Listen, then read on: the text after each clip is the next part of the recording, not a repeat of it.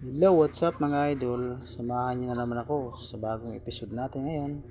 Pauwi at sa daan na sobrang dilim mga idol.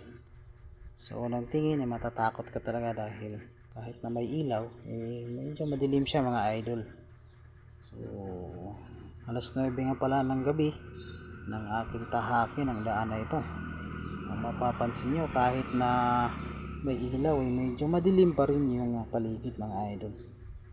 Kasi pag hindi tayo malapit sa ilaw, talagang napakadilim. Samahan pa ng aking ilaw ng motor na napakahina mga idol. So konting kaalaman mga idol, handaan nga pala ito since noong 1980s ay napakaraming nangyayari.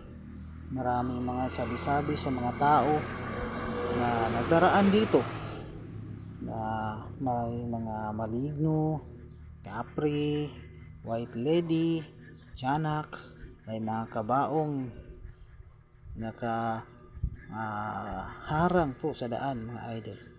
Kaya kahit na may ilaw at kahit na medyo maliwanag at kahit na may kasalubong kang sasakyan o motor, medyo tumatayo talaga yung balahibo mo. Pansin nyo mga idol, napakadilim kapag walang ilaw. Mga 2 buwan lang ang mga ilaw ng street light na nilagay dito, pero binilang ko yung mga pundido na mga poste at mga ilaw sumatotal kulang-kulang ng 10 o 10 mahigit yung hindi na nailaw mga idol. Kaya dumidilim na unti-unting dumidilim yung ating paligid dito. At hindi sa malayong mga araw, sa mga buwan, taon, babalik ka naman ito sa dati na napakadilim. Na kahit batuhin ka ng bato or nang buhangin dito, sabay takbo yung nang bumato sa'yo, hindi mo na siya mahahabol pa. Dahil matatakot ka din kasi napakadilim talaga mga idol. So, ginawa ko dito, nagdahan-dahan lang ako sa aking takbo. Ayan, napapansin nyo na kahit na may ilaw sa malayo ayan, hindi pa rin na maliwanag yung daan na tinatahak natin tuwing gabi. Sa tuwing gabi kasi ako umuwi galing sa aking trabaho mga idol, 9 o'clock dito. At marami na nangyari dito, marami nagsasabi kasi nung araw mga idol kahit ako na-experience ko yung mga hindi magandang mangyayari dito. Kahit sa umaga natatakot kaming maglakad kasi yung araw sa school namin habang kami nag-aaral lagi kami naglalakad ng mga 5 kilometro mga idol galing dito saka papuntang bayan ng school namin mga idol. Medyo malayo-layo tayo, hindi tayo pinalad na nakatira doon sa bayan, dito tayo nakatira sa hindi naman siya masyadong bulubundukin mga idol, pero may tuturing na rin siyang bundok.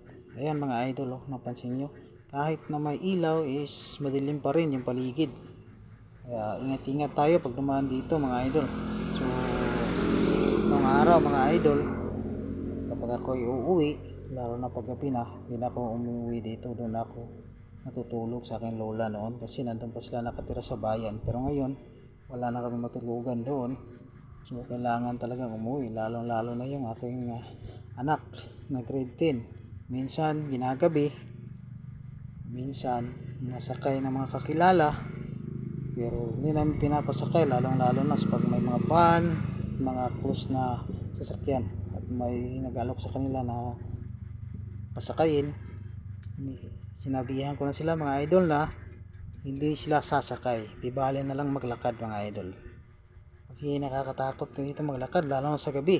Noon walang ilaw talaga, napakadilim, pero may mga pangilan pa rin na naglalakad na lakas loob na lang kaya wala rin sasakyan. Kaya yung iba naglalakad lang, lalo na dito banda lang nakatira, hindi talaga doon sa amin.